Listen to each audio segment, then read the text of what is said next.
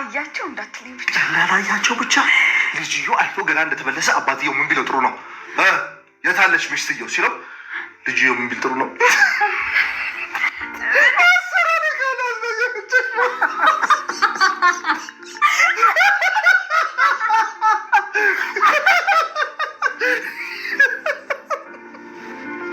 ገባሽ? እንዴት እንደማመሰግንሽ አላውቅም። ማለቴ በጣም ወድሻለሁ። ኤርሚያስ ስለ ዳግም አባት ሞት ምንድን ነው የሚያውቀው?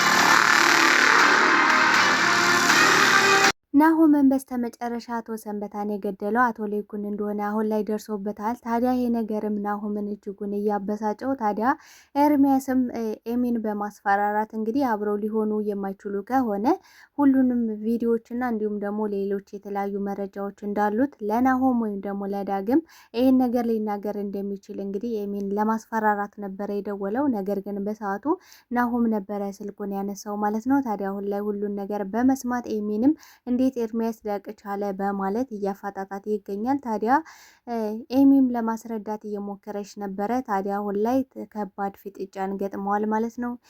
በሌላ በኩል እንግዲህ አምራን በድጋሚ ከስራለች። ምክንያቱም ኑሐሚንና ናሆምን ለማለያየትና ለማጣላት ብዙ ነገር ይሄን ነገር አድርጋ ነበረ። ታዲያ ሌላ ሰው በማምጣት የናሆም ፍቅረኛ በማስመሰል ፎቶሾፕ ሰርታ ነበረ።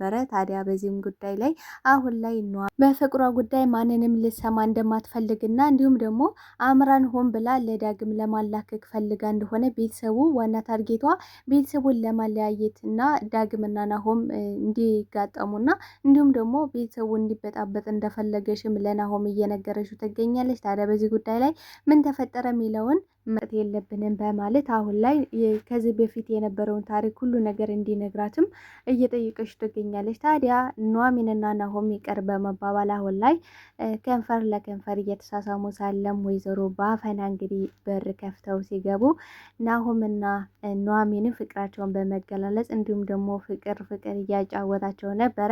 ታዲያ ይህን ነገርም ወደኋላ በመሽኮርመም እንግዲህ ወይዘሮ ባፈና ወደኋላ አፈግፍገዋል። ታዲያ አሁን ላይ ኑሐሚንና ናሆም የሚገቡበት የሚወጡበት እቅጡ ጠፍቷቸዋል። ምክንያቱም ናሆም ከመጋባታቸው በፊት ከኑሐሚን ተለጣጥፎ ነበረ እንግዲህ ከወይዘሮ ባፈና ያዩት ማለት ነው። ስለዚህ በገጠሩ አካባቢ ደግሞ አንድ ሰው እስካላገባ ድረስ ከሴት ቤት መጥቶ እንዲመለጣጠፍም መጠጋጋትም የማይቻል ነገር ነው። ታዲያ በዚህ ጉዳይ ላይ ምን ተፈጠረ የሚለውን የምናወራ ነው የሚሆነው።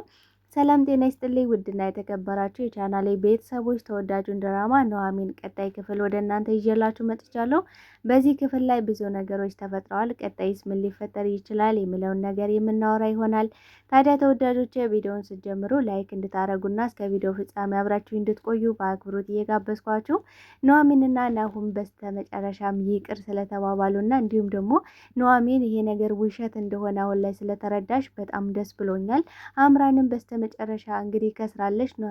አምራን ለራስሽ በጣም አዘንኩልሽ፣ ሁልጊዜ ኪሳራ፣ ሁልጊዜ የማይሳካልኝ በማለት ራሷን እየወቀሰች ትገኛለች። እንግዲህ ከጥፋቷ ልትማር ያልቻለች ከዚህ በፊት አጭበርብራ እንግዲህ ቤተሰቡ ሙሉ ይቅርታ በመጠየቅ በጣም እንግዲህ ተለሳልሳ ይቅር በሉኝ፣ እኔ በእውነት ነው አጥፍቻለሁ፣ በድያለሁ፣ ብዙ ነገሮችን አድርጊያቸዋለሁ፣ ነገር ግን አሁን ላይ በድሮ ማንነቴ እንድትመዝኑኝ ወይም ደግሞ እንድታዩኝ አልፈልግም። አሁን የምርም ተለውጫለሁ።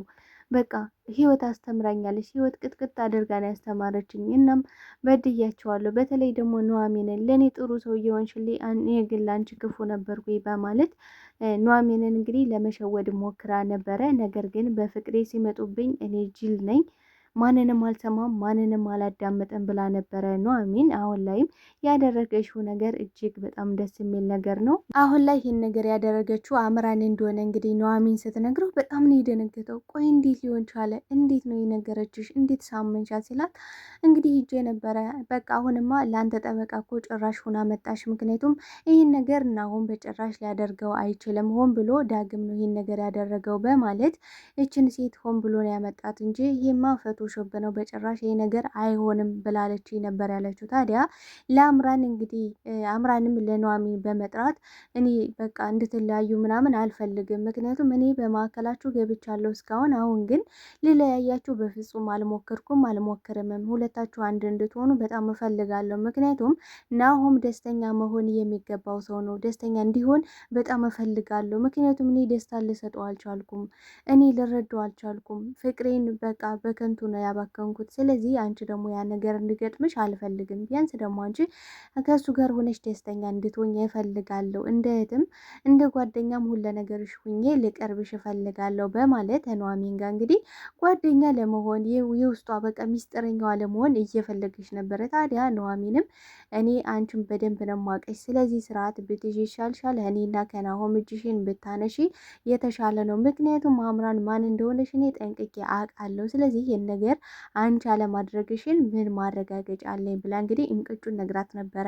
ታዲያ አምራን ምንድን ነው ያለሽው? ከዚህ በፊት እንግዲህ ዳግም መጥቶ ነበረ። ምክንያቱም እኔና አንቺ አብረን ቀኝና እጅ ሆነን ልንሰራ ይገባል። ምክንያቱም አንቺ ናሆምን ትወስጃለሽ፣ እኔ ደግሞ ኑሐሚን የራሴ አደርጋታለሁ በማለት አብረን እንድንሆን አብረን እንድንሰራ ሁለታችን አብረን እንድናሴር ጠይቆኝ ነበረ። ነገር ግን እኔ በፍጹም በዚህ ነገር ልስማማ እንደማልችል አስረግጬ ነግሬው ነበረ። ታዲያ እሱም ዝቶብኝ ነበር የሄደው ብላ እንግዲህ ለኑሐሚን ተናግራ ነበር። ታዲያ ኑሐሚንም ዳግም ይህን ነገር ሊያደርግ እንደማይችል ጠንቅቃ ታውቃለች። ምክንያቱም ዳግም ምንም ያህል አብረው እንዲሆኑ ባይፈልግም ግን ደግሞ እንደዚህ አይነት ጋጥ ወጥ ስራዎችን ሊያደርግ እንደማይችል ጠንቅቃ ታውቃለች። ወይዘሮ ዝናሽ እንግዲህ በበኩሏ ናሆም ይህን ነገር ማለት ዳግም ይህን ነገር ሊያደርግ እንደማይችል አስረግጣ እንግዲህ ለናሆም ነግራው ነበረ። ታዲያ ናሆም በሰዓቱ ያለው እንዴ እሱ ልጅ ስለሆነ ነው አይደል ነበር ያለ። በጣም ነው የደነገጠችው። ምክንያቱም እንዲህ ቆይ አንተ እንዴት ነው ልጅሽ ስለሆነ በተለይ እኔ ቢገባህ እኮ እኔ ከሁላቸውም በላይ አንተን ነበር አብዝቼ የምወድህ። ምክንያቱም እኔ አንተ እንደ ደረቅ ጡቴን እያጠባው ነው ያሳደጉ። ደግምን ግን እንደምታውቀው እኔ አላሳደግኩትም፣ ጡቴን አላጠባሁትም። ስለዚህ እንደ በቃ እንደ ልጅ ተንከባክቤ አላሳደግኩትም። ግን ደግሞ መጥፎ ነገር ሲነሳም ስለ ዳግም መጥፎ የሚባሉ ነገሮችን መስማት አትፈልግም። ምክንያቱም ዳግም ምን ቢሆን ልጇ ነው። ሲቀጥል ደግሞ አሁን ላይ አባቴ ብሎ የሚጠራው ምንም አባቱ ባይሆን እንኳን ሰንበታ አባቱ ሞቶበታል። ስለዚህ አሁን ላይ እሱ የሚያውቀው አባቱ እንደሆነ ነው። ግን ደግሞ አባቱ እንግዲህ አቶ ለይኩን ነው እንደምናውቀው። ዲኤንኤን ምርመራውም ተረጋግጦ መጥቷል። ምክንያቱም አቶ ለይኩን ለዳግም አባቱ እንደሆነ። ስለዚህ ይሄ ነገር አቶ ለይኩን እጅግ በጣም ነበር ያስደሰተው። ነገር ግን አሁን ላይ ለዳግም ይሄ ነገር ከአባትነቱን ሊቀይርለት እንደማይችል እንዲሁም ደግሞ አባትም እናትም ሁለ ነገር ሆኖ ያሳደገው እንግዲህ ሰንበታ ነው እንደምናውቀው። ታዲያ የነገር አቶ ለይኩን ይህን ነገር ልጅ ቢሆንም ግን ደግሞ ከህሊና እስረኛ ልወጣ አልቻልኩም እያለ የነበረው ማለት ነው። አሁን ላይ እንግዲህ የኑሐሚን አያትም ወይዘሮ ባፈና መጠዋል። ስለዚህ አሁን ላይ እጅጉን በጣም ደስተኛ በመሆን በኑሐሚንና በናሆም አሁንማ የራስሽ የግልሽ ስላደረግሽው በጣም ደስ ብሎኛል የምትወጂውን ሰው ልታገቢ ስለሆነ የኔ ሙሽራ በጣም ነው ደስ ያለኝ በማለት ኑሐሚንን እየመረቀሻት ትገኛለች። ታዲያ ኑሐሚንም በጣም እጅጉን ደስ ብሏት አሁን ላይ እንግዲህ ቀለበት ተሰጥታለች ማለት ነው። ምክንያቱም ወይዘሮ ባፈና ባለቤቷ እንግዲህ ወታደር እንደነበረ እንዲሁም ደግሞ ከውትድርና ተሰውቶ ከመሄዱም በፊት ቀለበት ሰጥቷት እንደነበረ ከዛም በኋላ ማስታወሻ እንዳስቀመጠችው ልጅም ልትወልድ እንዳልቻለች እና ለልጅ ልጆቼ ልሰጣቸው የምችለው ብቸኛው እንግዲህ ስጦታ ይሄ ነው በማለት ወርቅ ወይ ደግሞ አልማዝ ልሰጥሽ አልቻልኩም፣ የለኝም፣ ግን ደግሞ ያለኝን ይሄ በቀላሉ ካልናቅሽው ቀለበቱን እንድታደርጊው ፈልጋለሁ በማለት ለኑሐሚን ሰጣት ነበረ። ታዲያ ኑሐሚን ይሄን ነገር እጅጉን በጣም ነው ያስደሰታት። ታዲያ ኑሐሚንም ይህንማ በሰርጌ ቀን በቃ በዚህ ነው የምዳረው፣ በዚህ ነው የምሞሸረው በማለት በደስታ እንግዲህ ተቀብላለች ማለት ነው። ታዲያ ኑሐሚንና ናሆም እያወሩ ነበረ ማለት እንግዲህ ስለ ፍቅራቸውን በመገላለጽ እና እንዲሁም ደግሞ ኑሐሚን ምግብ ልሰራለት ለናሆም ፍቅሩን በመግለጽ እንግዲህ ተጠጋግተው ነበረ። ታዲያ በዚህም አጋጣሚ ነበረ ወይዘሮ ባፈና የመጡት። ታዲያ ናሆም የሆነ ታሪክ እየነገራት ነበረ። አንድ ወታደር ነበረ። እሱም ደግሞ ባለቤቱ ከሌላ ሰው ጋር አሸሸ ገዳሚ ስትል መጥቶ ነበረ እና ልጁን ሲጠይቀው ልጃቸውን መልእክት ልኮ ሲጠይቀውም አሸሸ ገዳሚ እያሉ እንደሆነ ተናገረ በማለት እንግዲህ ይህን ታሪክ እየተናገረ እያለ ነበረ ወይዘሮ ቆመው ሲሰሙ የነበረው። ታዲያ እሳቸውም እጃቸውን በአፋቸው ጭነው እንግዲህ በሳቅ ነፈርስ ያሉት የነበረ እውነት እኔንም በሳቅ ነበር ያፈረሱኝ።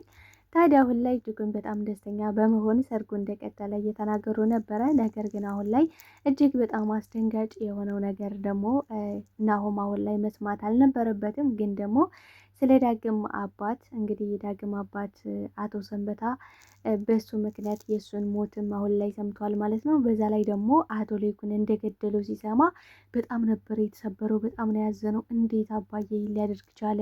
በምን ሁኔታ? እንዴት እስከ ዛሬ ድረስ ሁሉ ነገር ሁሉ ሰው አውቆ ሚስጥሩ ነው። ነገር ግን አምራን በዚህ ልክ ተረማምዳ ይህን ቤት ስትበጠብጠውና በዚህ እያስፈራራሻቸው እንደነበረ ለምንድነው ሁሉም ሰው ሊነግረኝ አልፈለገው?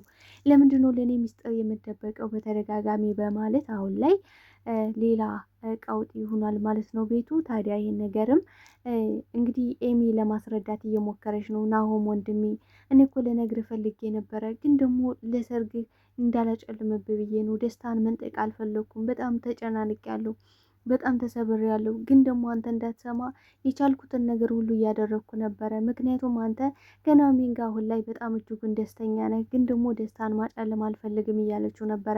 ታዲያ ያን ውሻ ኤርሚያስ ይህን ነገር ከየት እንደሰማው ከየትም እንዳገኘው አፋጥጠዋለሁ በማለት ወደ ኤርሚያስ ለመሄድ እየተገለገለ ነው። ታዲያ ኤሚም ሁሉን ነገር እንድትሰማ ይፈልጋለሁ። እውነት ነው አባቴን የገደለው፣ ምክንያቱም ደግሞ አባቴ እንደገደለው እናቴና እንዲሁም ደግሞ አባቴ ሲያወሩ ሰምቻለሁ ተደብቄ። አሁን ላይ እርግጠኛ ናቸው። በዛ ላይ ደግሞ ዳግም የእናትና የአባታችን ልጅ ነው ብለዋለች ማለት ነው። ምክንያቱም ዳግም አሁን ላይ የአባቴ ልጅ ነው፣ አባቴ ይወልደዋል። ስለዚህ ከሰንበታ ጋር እንግዲህ ዲኤንኤን ምርመራ ሲደረግ የዳግም አባት እንዳልሆነ ተረጋግጧል። ግን ደግሞ ሪል የሞተው አቶ ሰንበታ ነው በማለት እንግዲህ ለናሆም ነግረው ነበረ። በጣም ነው የደነገጠው። እንዴት ነው የዚህ ቤት ውስብስብነት ግን የማያልቀው? ቆይ ይሄ ቤት ግን መቼ ነው የሚፈታው? በማለት በጣም ነው ግራ የተጋባ። እውነት ነው በጣም ግራ ያጋባል። ምክንያቱም የሆነ ነገር አለቀ ጨረሰ፣ በቃ ሰርጋቸው ሊያልቅ ነው ሲባል ሌላ የሆነ ነገር ይመጣል። አንዳንዴ በህይወታችን በትዳራችን እንደዚህ አይነት ነገሮች እንደዚህ አይነት ፈተናዎች የማይቀሩ ጉዳይ ናቸው። በተለይ ደግሞ ትክክለኛ ህይወትና በቃ ይሰምርልኝ ይሆንልኝ ብላቸው የምታስቡት ነገር እንከን አይጠፋበትም። ታዲያ አሁን ላይ ኤርሚያስና እንዲሁም ደግሞ አምራንም ተፋጥጠዋል ማለት ነው። እንግዲህ አምራን ኤርሚያስንም ምሽኛውን ብለዋለች ማለት ነው። በጣም ነው ያዘነው የነበረ እውነት በጣም ነው በሳቅ ፈረስ የሚያደርጉት። ምክንያቱም እንግዲህ ኤርሚያስ ቪዲዮን እንድታመጣና እንዲሁም ደግሞ የዛን ቤት ሀብት ንብረቱን መውረስ እንዳለባቸው አቶ ሌኩንና ወይዘሮ ዝናሽን ልካቸውን ማስገባት አለብን በማለት ታዲያ ቪዲዮ እንድታመጣ እየጠየቃት ነበረ። ነገር ግን አምራን በፍጹም እሱ ጋር መተባበር እንደማትፈልግ ነግራው ነበረ። ነገር ግን ሊይዘትባት ሲሞክርም እንግዲህ መሽኛውን ብለዋለች ማለት ነው። ታዲያ አሁን ላይ ናሆም ምን አይነት ውሳኔ ሊወስን ይችላል ማለት አሁን ላይ በሰርጉ በድጋሚ ይቅር ሊባል ይችላል ወይስ ደግሞ ዳግም እንዲያውቅ እድሉን ይፈጥርለታል ብዬ አስባለሁ እንደኔ። ምክንያቱም ዳግም በአባቱ መሰቃየት እንደሌለበት ነው የሚያምነው ናሆም። ምክንያቱም አባቱን በመፈለግ ላይ ነው አሁንም ድረስ ያለው። ታዲያ ይህ ነገር ደግሞ ናሆምን እጅግ ሰላሙን ነስቶታል ማለት ነው። ምክንያቱም አቶ ሰንበታ የዳግም አባት እንዳልሆነ እንግዲህ ይታወቃል። አቶ ሌኩን ደግሞ የዳግም አባቱ ነው። ስለዚህ አባቱን በመፈለግ የሚሰቃይ ትክክለኛ አባቱን ነግረ ነው። ያንም ደግሞ እንግዲህ አባቱን ባይሆን እንደ አባቱን አሳድጎታል፣ እርሙን ማውጣት አለበት ብሎ ነው የሚያምነው። ታዲያ በዚህ ጉዳይ ላይ ተጠያቂ ወይዘሮ ዝናሽ እንደምትሆን ያውቃል ማለት ነው። እንግዲህ አቶ ሌኩንም ያው ከተጠያቂነት የሚያመልጥበት ሁኔታ የለም። ታዲያ ይህን ነገር ለአባትና ለእናታቸው ሲሉም ይህን ነገር ሚስጥር አድርገው መቆየትና መጠበቅ እንዳለባቸው ኤሚ እየነገረችው ትገኛለች። ታዲያ አሁን ላይ ምን ታስባላችሁ ተወዳጆች? እንደሚመስለኝ ናሆም ይህን ነገር ቢያውቅና ቢሰማም ነገር ግን ለእናትና ለአባቱ ሲል ሚስጥር አድርጎ ያስቀምጠዋል የሚል ሀሳብ ነው ያለኝ። እስኪ ሀሳብ አስተያየታችሁን በኮሜንት ሴክሽን ላይ አስቀምጡልኝ ተወዳጆቼ። አብራችሁኝ ስለነበራችሁ ስለነበረን ቆይታ እጅግ አድርጌ አመሰግናለሁ። ተወዳጁን ድራማ ኑሐሚን እንግዲህ ለዛሬ ይዤላችሁ የመጣሁት ይህን ይመስል ነበረ። ከዚህ ክፍል ላይ ምን ተረዳችሁ? በድጋሚ ሀሳብ አስተያየታችሁን በኮሜንት ሴክሽን ላይ አስቀምጡልኝ። አመሰግናለሁ። ለቤት አዲስ ከሆናችሁ